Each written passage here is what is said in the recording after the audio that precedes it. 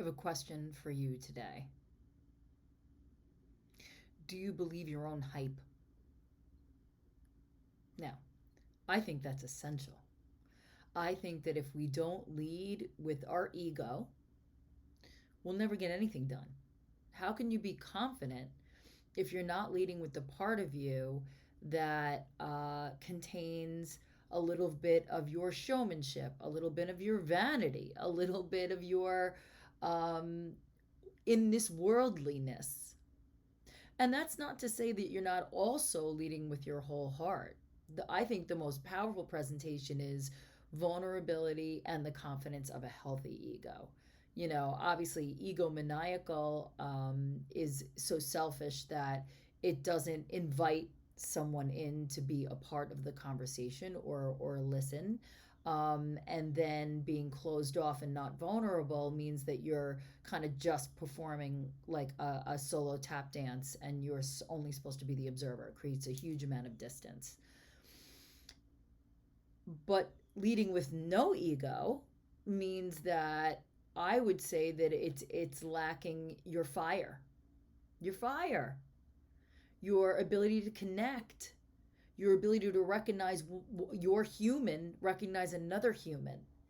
And if you don't believe your own hype, who's going to believe your hype? I'm also someone that totally believes in if you need to manifest changes from the outside in, wear some lipstick, do your hair, wear some high heels. I am all for it. Because the act as if your body doesn't know the difference between acting as if and making it real. So that's actually part of what I talk about when I talk about bringing things through your body. What I mean is if you want to enact changes that feel awkward and that aren't natural to you, let's say you're like you've traditionally defined yourself as an introvert and you want to get a little more free with your presence, with your words, with your in conversation, what I would suggest to you is lead the conversation. Give it a go because you will find that that behavior becomes innate. Now, lead doesn't mean monopolize. I don't have to say that to you, but um, but try to enact the desired behavior, right? So how do you change a habit? You replace it with another repetitive motion, right? Because a habit is something that your body has learned and that it's a neural pathway that's very well defined. How do you alter that for good and for bad? Is you make sure that you don't take the same route to work every day. You make sure that you change up your routine. You make sure that you add something new to your routine, especially if it's something positive, right? So if you want to start working out in the morning, I always define myself as I can kick ass after 4 p.m. or 10 a.m. right? Like on it's a Saturday, but I have a job. So, but my body never wanted to respond to AM, and I kind of talked myself into believing that myth. And then until the timing worked where I couldn't always work out at night. And so I was like, okay, well, let's act as if we love the AM workout. And now I rely on it because having my evening to myself is so important. I've trained myself to adore the AM workout. Like it is to move my body first thing. I've said this before. Everybody's got something that centers them and gets them going, right? For some people, they first need to connect with source. They need to read some passages. They need to meditate.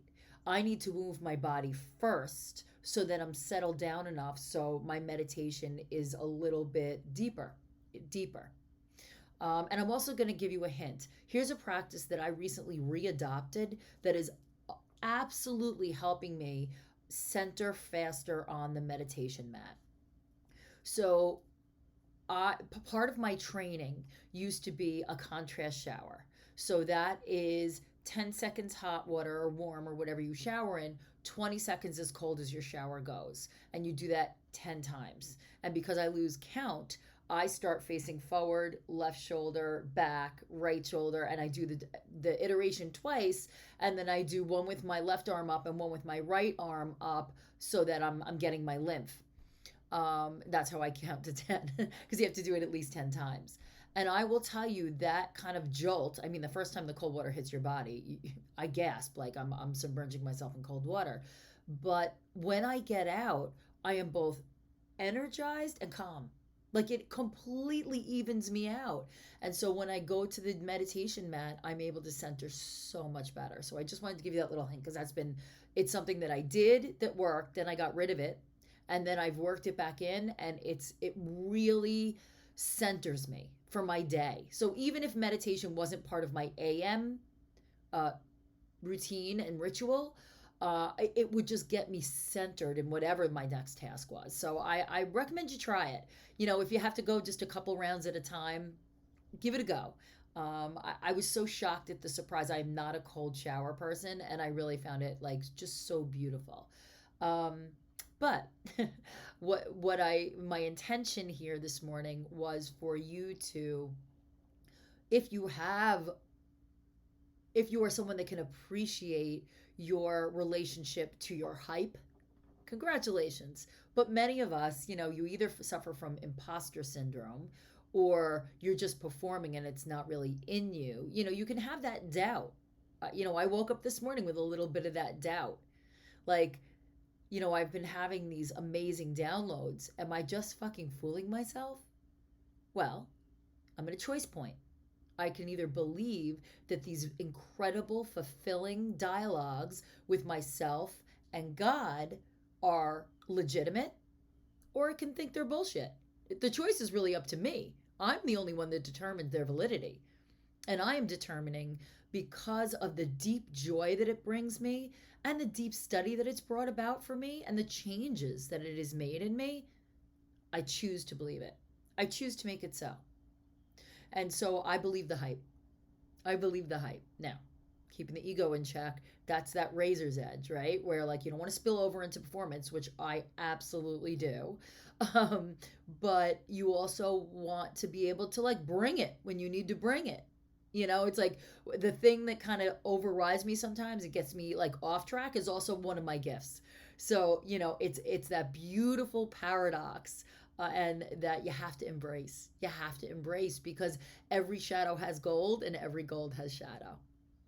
So that is what I leave you to contemplate today. In I offer to you, why don't you believe your own hype a little bit more? I encourage you to do so. And I will see you tomorrow.